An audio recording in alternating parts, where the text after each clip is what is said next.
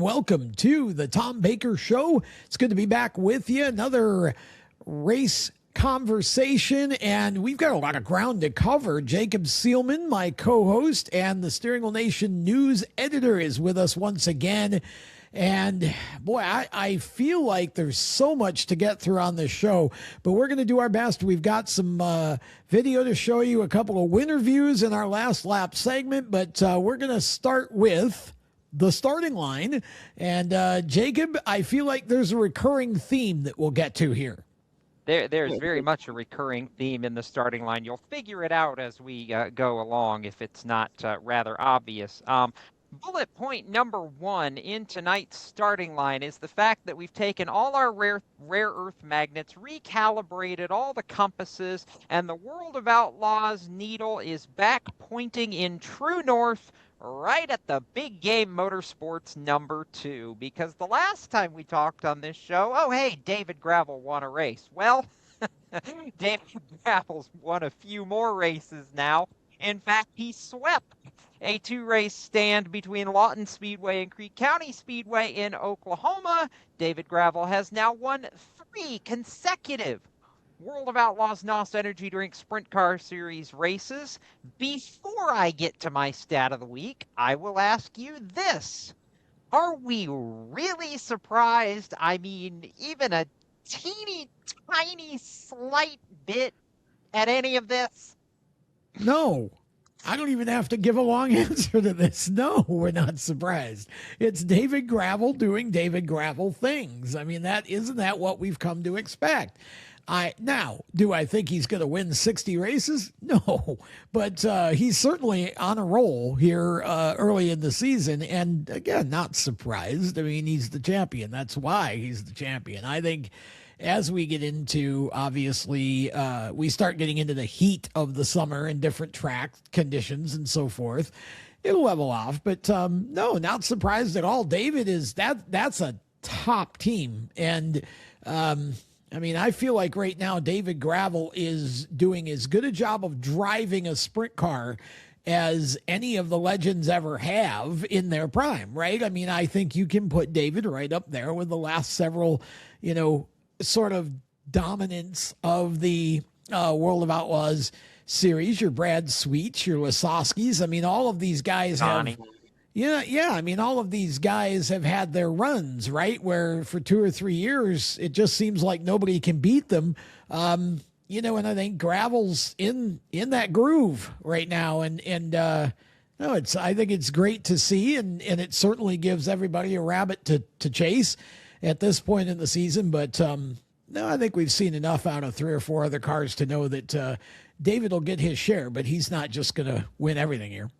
No, win everything. No, win the championship. He's still the favorite, even just 7 or 8 races into the season, which leads us to the Seelman stat of the week. Actually, a pair of stats, if you will. This hat trick by David Gravel, contrary to what everybody would think, knowing how dominant he's been recently, is actually the first time in his entire World of Outlaws sprint car career, which goes all the way back to 2008. So we're talking nearly 20 years, which, by the way, for those who stop and think about it like I do, makes you realize, gosh, David's been doing this since he was really young. Because he's not that old yet, he'll tell you. But that's one of the things with these stats, though. The newer drivers of more recent generations, they start at 5 and quarter midgets. A lot of the drivers, the Kinsers of the world didn't necessarily do that. So for sure. Now, but where I was going with that, going all the way back to 2008, prior to this most recent 3 races, David Gravel had never won 3 consecutive World of Outlaws sprint car races. Now he has. Part B to all that is that 3rd win at Creek County Speedway, which, by the way, was an absolute bonkers affair. If you haven't watched the highlights on the World of Outlaws YouTube channel, do yourself a favor after our show and go do that, because holy crap was that entertaining. But that win gives him 123 for his career with the greatest show on dirt, which officially breaks a tie with the dude, Danny Lasowski, and gives David Gravel sole possession of 6th on the all-time win list for a guy that's not even 40 yet, that's impressive, Tom. I mean, I look at these stats, and for somebody like David, who really is right now, I would say, in the prime of his career, I mean, it starts to make you wonder, how high can he push these numbers before he's done? Well, I agree. That's a great point. And, I feel like David kind of, I don't want to say he came out of nowhere, but, I feel like we looked at him just a few years ago as, he could, and then it just was to the moon. Yep. He just went into this mode where he found another gear. In the last couple of years, he's just been amazing. And I'm glad for him. And like you said, at his age, I mean, shoot, he can run another 20, 25 years if he wants to, and probably be competitive for most of them. For sure. He turns 34 this year, by the way. Yeah. So, I mean, you figure at least another 10 to 15 years before it's all over. And if he keeps winning, at least. And if he keeps winning at the clip he's been winning at, or anywhere close to it, you're talking in the realm of 250 to 300. That's the level. That's a level that we haven't seen, since Donnie got to 300. And we know Donnie's not done yet either. So, all that to be said, that David is the standard right now. But, oh, by the way, like you said, don't discount everybody else, because there are 5 drivers between second and sixth in the point standings. David's got a 56-point lead right now. There are 5 more drivers between second and sixth that are separated by 38 points. This is going to be fun by the time we get to the summer, between the likes of Donnie, Macedo, Buddy Kofoid is up there. I mean, this is going to, Hodenshield is still up there. This is going to be nuts. Well, and just to close a thought here, I mean, that 56-point lead, if we were running a 20 or 30 race series, would seem insurmountable, or at least sufficient. When you're running 80 plus races, yep, exactly. He's just on a hot streak. They can catch him real quick if he goes cold. Ask Buddy Kofoid. The lead was right. 200 something with about 12 races to go last season. And before David got hot right at the end at World Finals, Buddy had shaved it down under 100 points. So It's not unprecedented, and it is very easily, come back from. We're still so early in the season, like you said. Sure. By the way, speaking of early in the season, to transition to our second point, consider this, if you will, Tom. Exactly does one stop Tyler Reddick and 2311 Racing currently, if you're a NASCAR Cup Series competitor? Because Tyler had a faulty alternator, a bad pit stop, a kerfuffle with Chris Buescher late in the race, and a cool suit that he had to turn off at about lap 5 on a day that was about 85 degrees at Darlington. And all that together keep Tyler from winning the race at Darlington. The man seems superhuman right now. I mean, I've seen a lot of things. That was as close to a drop down, just punch them in the mouth until they can't take any more kind of race that I've ever seen anybody in the modern era drive since about 2010, because Tyler just willed that car through everything to a victory, and it was pretty damn cool to see, if I'm being honest. Well, first off, today's word of the day, kerfuffle. I thought you'd like that. That was good. My compliments to you. So, but here's the thing. So Toyota is looking pretty unbeatable right now. In 2007, Chevy won 5 of the first 6. Here's the interesting thing is, we joke that Tyler, broke his 2-race losing streak. But in reality, that race, I feel like, had about 3 different really dominant cars at different stages of it. The thing that's becoming a pattern is not the fact that Tyler's winning per se. It's the fact that he's coming on strong at the end of races. Now we can call Daytona just sort of luck, and that's true. But Tyler is finishing, and he's finishing strong. I think Carson Hocevar actually probably had the fastest car at the end of the race, but he was just too far back to make it all the way to the front. And to me, Carson riding the Dale Dente to fourth place finish was almost more significant in some ways than Tyler winning this race, because I feel like Carson Hocevar is about this close to his own 4-race win streak. And what he needs to do to get there is keep doing exactly what he did the other day. No mistakes. Okay, eliminate the go to the back and come to the front.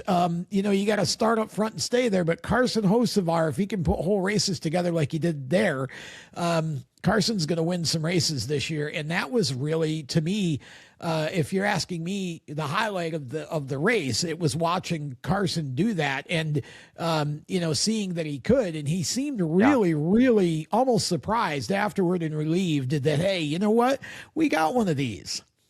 Yeah, and I'll add to that, by the way, Carson's issue was not, I don't really feel like Carson had any issue in the race itself. Carson's mistake was in qualifying, and the fact that he had to start last because he popped the wall in qualifying. They had to replace the toe links on the right side, and that was an unapproved adjustment, so they started last. You just the back. The race, he did nothing but go forward. Starting in 10th, it's a different story, I think. Absolutely. I think you could be right. Now, I also want to shout out, by the way, Tyler Reddick has nearly 100-point lead, which is like a race and a half in the current state of affairs after 6 races over second. So I will add, by the way, and get your thoughts, a quote from Door Bumper Clear, which aired a couple hours before we started taping this show. I know. I'm going to use the family version of the quote, and I quote, "Everyone says they want 1999 Winston Cup racing until they get a Jeff Gordon, Ray Evernham level butt kicking." Well, and there is something to that. I mean, why did everybody want to go back to the old point system? Well, because they wanted the whole season to matter. Why did so many people get disappointed with the old point system to begin with? Because Matt Kenseth won the title without winning a race. I mean, well, he won one race. I mean, out of 36. So, it's kind of ironic. There is a good point there, but this is just how it goes. And here's what I feel like. Okay, now if we still had last year's point system, Tyler Reddick would be still out front. But he would have gotten into the playoff after Daytona. He'd be accumulating a bunch of playoff points, right?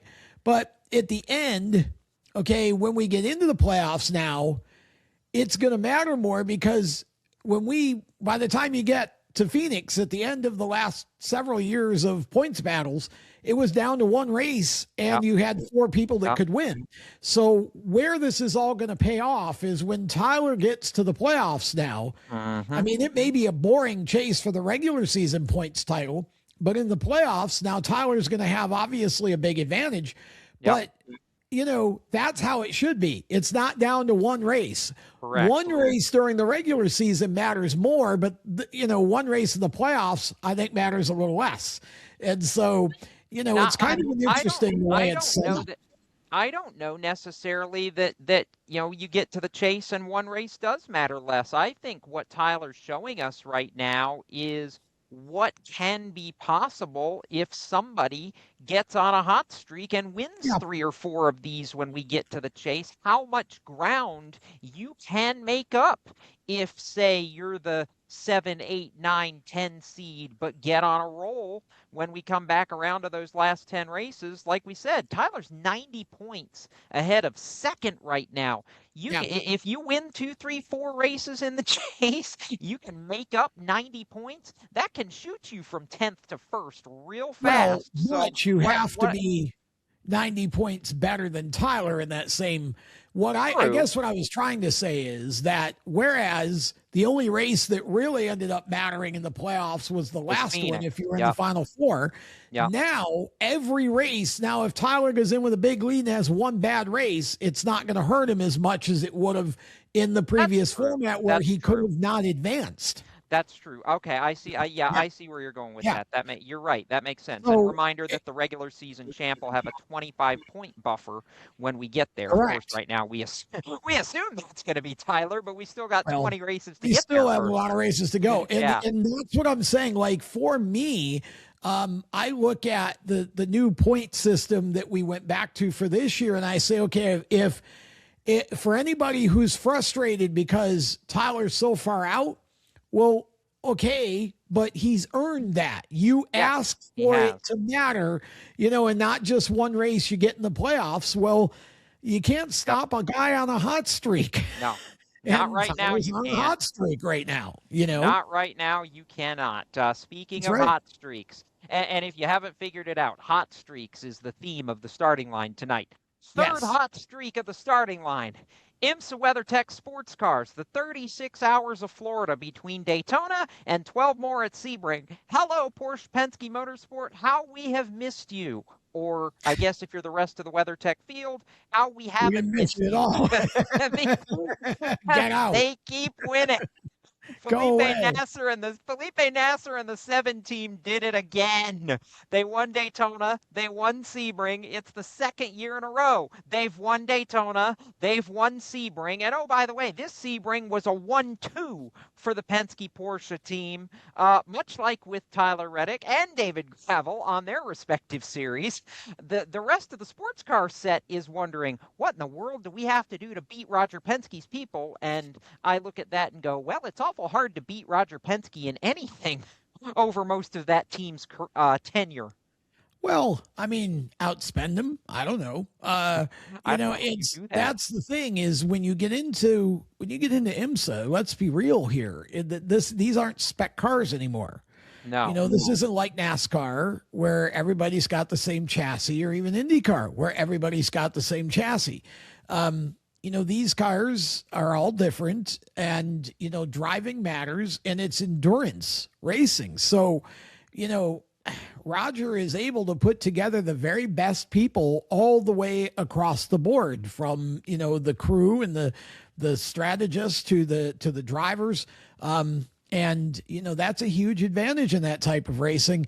And so it's going to be awfully tough, I think. We've seen other teams in recent years that, again, have had their streaks. And right now, that Penske team can do no wrong. And their luck is holding together, which is a big thing. And, the equipment's holding together, and they're just flat out kicking everybody's butt over there.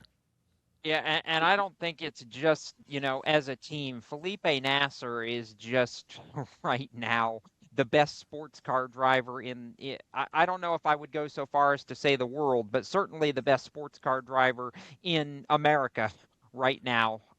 He is just, when he gets behind the wheel and goes, it is absolutely remarkable what he can do at that level in that race car to just drive away from everybody else. I just sat back and just marveled at that last hour, what he was able to do. It just, even with a teammate chasing him, it felt like he always had it in control. There was never a chance that he was going to lose it, Tom. Nope. Wholeheartedly agree. And congratulations, because you can't take it away from him. That was definitely a butt whooping. And with that, we are going to step aside for a moment. When we come back, the America's Racers segment and much more about sprint cars and short track on the other side. For race fans across the United States, GetInTheStands.com is the place to find racetracks where you live and where you're traveling. Just go to GetInTheStands.com and enter your location. You'll see the tracks within 100 miles of that point, either as a list or on a map. GetInTheStands.com is 100% free to use and mobile friendly. So whether you're on a computer, a tablet, or on your phone, there's no need to download an app. To find racetracks across the United States, open your web browser and head to GetInTheStands.com. GetInTheStands.com, your racetrack directory. Attention track and series owners, elevate your fan experience with the TrackTune app. TrackTune works with your PA system. Fans and teams at the track can hear the announcers through their phones, ensuring everyone hears race calls, sponsor plugs, and more during race nights. It's simple to set up, affordable, and free for fans to download and enjoy. Visit tracktune.live for all the details and join tracks nationwide on the app today. Welcome back to the Tom Baker Show, presented by SWN, the home of America's Racers, and our America's Racers segment. Up next, Jacob, we go back to High Limit and talk about Arizona Raceway.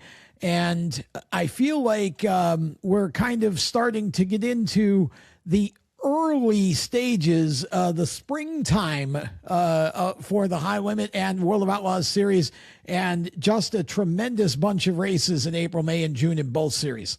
Yeah, hello, High Limit. How we love thee right now in sprint car racing. We have had 6 features for High Limit racing at 2 very, very different racetracks. We started at the big half mile, the dirt track at Las Vegas Motor Speedway. Now we go to Central Arizona Raceway, which they call it a 3/8. You look at it and think it's about a 4/10, but it races, according to the drivers, closer to a half mile style of racing. And what we saw out of that is 3 more different winners after we had 3 different winners in Las Vegas. We had Rico Abreu get to victory lane in the opener of the Cactus Classic. Say that 5 times fast, alliteration fans.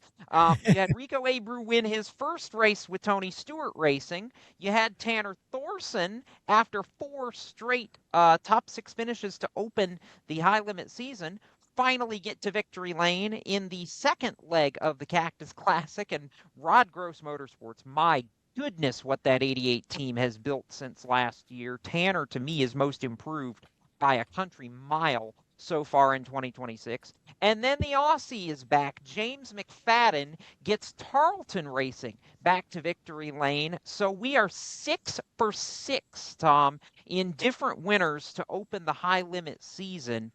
I know you and I have debated High Limit versus the World of Outlaws on this show a bunch over the offseason and into the first part of 2026. But is the parity right now in High Limit with what we've seen in their first 6-pack of races making it the more entertaining product between them and the Outlaws at this point? Well, how many tracks has the World of Outlaws series competed at? How many different tracks so far this year? 4. How many tracks has High Limit competed at so far this year? 2. Okay, so the World of Outlaws and High Limit together have only run 6 tracks so far in their season. Okay. Correct. So, and for the most part, the World of Outlaws competed down in Florida, Volusia County, yep, which is basically a track like really no other track they'll compete on all year. So to answer your question, I think we need about another 10 or 15 races at least. I mean, sure, it's great to have 6 different winners and 6 starts, but you're running 2 tracks. And the High Limit series obviously has a lot of the top competitors. But look, the World of Outlaws right now is still very interesting to me. I think from a presentation standpoint, I think the Outlaws still put on a better show. Now, in terms of the results, yeah, sure. Right now, High Limit looks good because we've had 6 different winners. But, you know, I wonder if Kyle Larson had competed in every one of those races, how many he would have won. So I don't know. I really have to take a bit of a rain check on the answer to that question. Both of them are extremely competitive. I think there's more parity in the Outlaws than you think. It's just right now, David Gravel is off to a hot start, but you know, don't get too carried away with that, because we get into, you know, May, June, and July, all of that's going to change. That's fair. That's fair. It's going to be very interesting. And I think when we finally get to see the High Limit field and the World of Outlaws field come together at the first of the major big money races for the season, then you really get a sense of, okay, who's number 1 in sprint car racing as a whole. Exactly. That's to come later in the spring and the summer. Hello, Hudson O'Neal, by the way, who has had a brilliant, absolutely brilliant stretch right now in the Yes. dirt late model side of things. Put some fenders on them dirt cars. He added over his most recent weekend of racing both a World of Outlaws late model series victory at Magnolia Motor Speedway in Mississippi and a Hunt the Front Super Dirt Series win at Talladega Short Track to a resume that now leads the country. He's got 9 wins already across 3 sanctions and 2 different race teams between the SSI Motorsports 71 that he runs on the Lucas Oil Late Model Dirt Series and the Rumley Enterprises number 6 that he runs when he's not on the Lucas Oil Tour.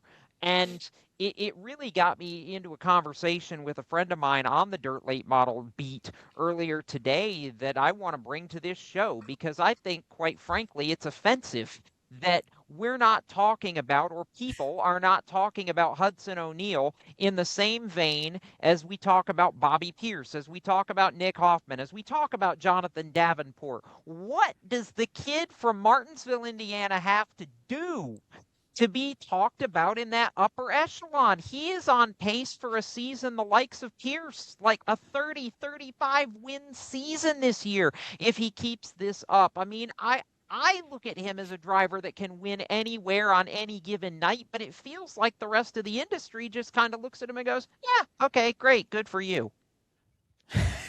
Well, I think I don't know. I feel like he suffers a little bit just because he is still young, relatively speaking. And I feel like because of that, it takes a while for a lot of the so-called insiders in an industry in the sport to really acknowledge that someone has achieved that sort of elite status among current competitors. And I think that's a lot of what you're seeing with Hudson. But I would agree with you as far as he's performing right now. Absolutely. Now, I will say this.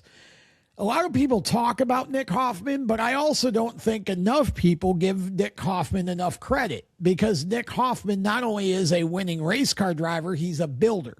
And, you know, that's a little bit rarer in the industry now than it used to be 20 or 30 years ago. And so I think that Nick almost belongs in a little bit of a category by himself in that sense. But yeah, I definitely think Hudson is as good as anybody out there right now, 100%. Good. I'm glad you and I are in agreement on that at least. Yeah, and, for sure. My final thought in America's Racers, well, one, I want to talk about the other that he mentors. Ron Capps on the NHRA drag racing side went boom in round 2 at Firebird Motorsports Park in the most recent NHRA race. They just repaired the car. He goes out in the final against Spencer Hyde, goes right down the track, turns a wind light on, and nowhere else in any form of motorsport can you do that. Can you just absolutely blow the entire body out of the car and an hour later come back and win the entire race? I absolutely loved that. By the way, shout out to Sean Langdon and Dallas Glenn, Top Fuel and Pro Stock, respectively, for winning their runs at the Arizona Nationals. But I ask you, Tom, is Ron Capps and his Top Fuel driver that he's mentoring, Matty Gordon, are those two at this point the face of NHRA drag racing with the Force family no longer in the driver's seat? Because I see Ron and Matty being the ones to promote NHRA drag racing everywhere these days. Boy, you know, you seem to be sort of in a theme this week of, you know, wanting to make big picture judgments while we're still in the first, like, 4th of a season or 5th of a season. I don't think that John Force Racing is done being the first family. I don't think Tony and Leah Stewart are done being the first family. I don't think, but I will say this, Ron Capps and Matty Gordon, each by themselves, is as entertaining as anyone else in the sport. Together, incredible energy between those two. Maddie is so much fun. You just see her when she's getting interviewed. You know, she's such a ball of fire. And it's refreshing to see that. I think drag racing, honestly, we all feared drag racing without John Force himself being interviewed all the time and up front. But gosh, I absolutely love where we're sitting right now, because I feel like as John has stepped out, we've had others step up, and I think the NHRA is full of personality right now. I wish in some ways that the overall product was better, but I think the personality's incredible. I just love it. And I think that's half the fun about NHRA drag racing are the personalities, Tom. To me, that's one of my favorite parts about that whole discipline, truthfully. For sure. And with that, we are going to step aside. When we come back, we have got a pretty busy last lap. We're going to hear from some other voices, and we're going to talk some asphalt late models right after this. For race fans across the United States, GetInTheStands.com is the place to find racetracks where you live and where you're traveling. Just go to GetInTheStands.com and enter your location. You'll see the tracks within 100 miles of that point, either as a list or on a map. GetInTheStands.com is 100% free to use and mobile friendly. So whether you're on a computer, a tablet, or on your phone, there's no need to download an app. To find racetracks across the United States, open your web browser and head to GetInTheStands.com. GetInTheStands.com, your racetrack directory. Attention track and series owners, elevate your fan experience with the TrackTune app. TrackTune works with your PA system. Fans and teams at the track can hear the announcers through their phones, ensuring everyone hears race calls, sponsor plugs, and more during race nights. It's simple to set up, affordable, and free for fans to download and enjoy. Visit tracktune.live for all the details and join tracks nationwide on the app today. Welcome back to the show as we move into our last lap segment, Jacob. We start with the IHRA Stock Car Series debut at Pulaski County. The former Motor Mile Speedway, for those uninitiated. And this was something that was very, very hyped up going into it. The IHRA Stock Car Series and the IHRA as a sanctioning body wanting to put a product on the racetrack really to cost contain and make a big series affordable for budget racers. I feel like so far they've done a great job. Kyle Dudley in the limited sportsman class and Brandon Carr in what they're calling the pro late model class. It's not a what those of us in the Southeast would know as a true pro late model by definition, but regardless, they split the victories in the inaugural race weekend for the IHRA Stock Car Series. I love this, Tom. There were more than 50 cars in attendance between the two features, and that limited sportsman race that Dudley won, they started 37 cars at Motor Mile, Pulaski County. But we all know it as Motor Mile. Went almost 80 laps, over 80 laps without a caution. I love it. So, does that not tell us that this is a really healthy idea, at least that started to take root? Well, this is what this is. Here's the point you take away from this. When you take a rule book back to the 1990s for late models, and you get rid of bump stops, you get rid of coil binding, you get rid of all the expensive shocks that nobody needs, and you put a nice solid race car on the track, you get 37 cars. Now, obviously a $2 million plus total purse for 8 races helps too. But there were 17 pros, which is about the same as what Cars Tour gets on a normal Cars Tour night. So honestly, I think what it says is, you've got to turn back the clocks here and take cost out of racing. There were at least 3 brand new late model drivers in that race that came from dirt or Britain or elsewhere. And, it's great to see that. I mean, that's what we need. So yes, IHRA got off to a good start, about 50% grandstands. But Motor Miles had issues with that in the past, but hopefully they'll keep going. That was a good first sign for sure. Yeah, I felt like it was a great first sign. And by the way, shout out to a name that you and I both know very well from through the years. Nick Loden ran second in the pro late model portion of the IHRA Stock Car Series opener. And he ran the late model sportsman too, and had heartbreak in that after running competitively. So congratulations to the Logan crew. And by the way, Brandon Hanks from sprint cars to late models. Saw that. And 22nd, Kyle Dudley spun him out, but it was still a good debut. He finished the race, and happy to see the Memphian transition to the pavement. That was Yes. cool, and I hope Brandon has a great season. Yes, I know you've got 2 shout-outs that we need to give. First, from one of our SWN drivers. We do. One SWN driver and one SWN sim race winner. First of all, Grayson Greaves out of Florida runs the Pro Truck Series at New Smyrna, and the 17-year-old high school student got his first win last week at New Smyrna, and we've got his post-race interview.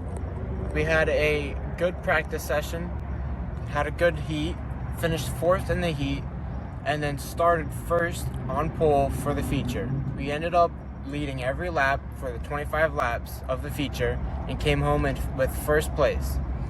Thank you to all my sponsors, Harbor Home Builders, Just Counters, and GFLA Construction for helping us out with everything. It wouldn't be possible without you guys. Thank you for my family for supporting me and helping me with the truck. It wouldn't be possible with all those people. How did you feel on the last couple of laps? I bet the heat was a little on when they were starting to try to catch up to you and whatnot. Like, what was your thoughts going through your head? Yeah, we had a good start to the feature. Was able to get a good distance, about 8 to 10 car lengths between me and second place and the rest of the field. But towards the end of the race, they started catching me, and the back end of the truck started getting a little bit loose. So we'll end up tweaking that, getting that tightened down a little bit, run faster for the next one. But yeah, the last 3-4 laps, just kind of watching my mirrors as they were getting closer and closer. And I learned previously from previous races just to hold down the bottom groove, and I did exactly that. Was able to hold off second place from advancing to first, and it was just an overall amazing race. So happy to see all the hard work that we've put into the truck finally come true, and for my first career victory, it was an awesome one. Well, good job, and congrats on your first place win. Thank you. Fun to hear from Grayson Greaves there, Tom. First major Pro Truck win of any kind, correct? Yes, it was great to see that from him. Hopefully first of many. He is a very committed and talented young racer for sure. And we switch now to the sim ranks. The SWN Truck Series ran their first race a couple of weeks ago. The Daytona won a Daytona 250 actually at Virtual Daytona, and the winner of that one was from Daytona Beach, Florida. Daytona Dalton Kilroe. Here he is. Okay.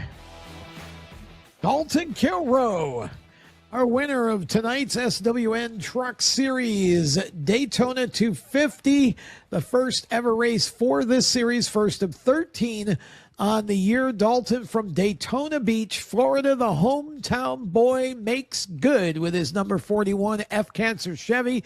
Congratulations on the win. Dalton, talk about your race a little bit. Yeah, thank you, first off. And it was just good execution all around between myself, Finn, and Dawson.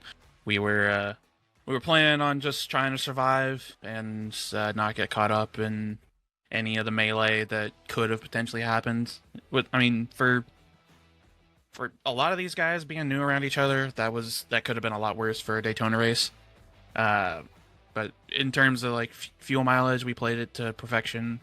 And once the three of us got hooked up and pushing, leading a line, or just leading just in general, didn't seem like anybody could really touch us. So we're just content going out and just doing what we had to do and making everybody else try to keep up. And again, the three of us executed that last pit stop perfectly, and were able to just hold the gap. That's all we need to do. And once we took the white, we just knew we knew it was on. So all bets were off. We just didn't want to wreck each other. Just glad 1, 2, 3, and ready for the next race.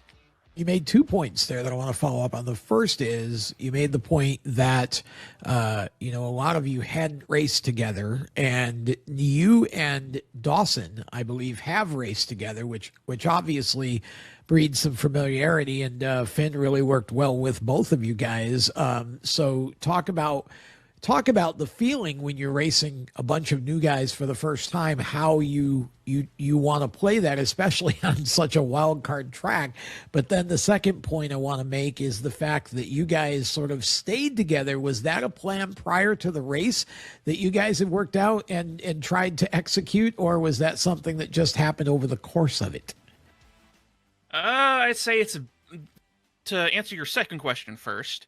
That was kind of just what we had intended on doing most of the race. Because we knew if the three of us just stayed together, it was going to be hard for anybody to really be able to do too much. I knew when we were lined up and going, and we had all the energy, when the three of us were pushing, we were 2-3 tenths faster than the field was running at the time. So they'd have to, get in line real quick if they wanted to even have a shot at it. But yeah, we were all on same strategy of just trying to, at first before the caution came out, just trying to make it a 2-stop because it was right there on the border.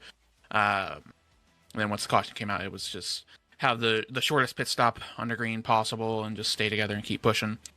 But no, for the first part of your question as to how we handle it, I try to just hang out for the first half of the race. I'm not even trying to go out there and, just, puff the chest out, flex on them a little bit. I ain't trying to do that because that's how you get wrecked. And just hanging out in the back, just watching everything in front, just seeing kind of who's the one trying to side draft, who can't really hold a line, just get that little bit of information that just helps later on in the race. Oh, you certainly did a great job. And Dalton Kilrow, congratulations. Who you want to thank? Anybody to thank tonight for this?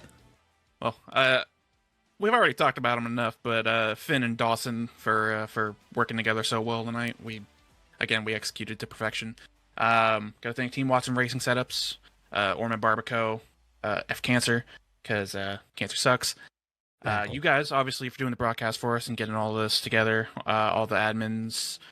Got to thank RC for doing what he does, because I know our race control is a thankless job. So I appreciate him doing that for us. And everybody at home tuning in. Hope the finish was at least a little bit exciting with just 3 trucks there being involved. We knew we had to make it interesting, and I mean, once we hit the white flag, we knew all bets were off. We just had to go for what we could get. So. Try to make it interesting, and hopefully we can do the same stuff in the next race. Oh, congratulations, Dalton Kilrow, the first ever winner of the SWN Truck Series history, and he'll go on to Vegas and try to make it 2 in a row next month. Dalton Kilrow getting it done here at Daytona.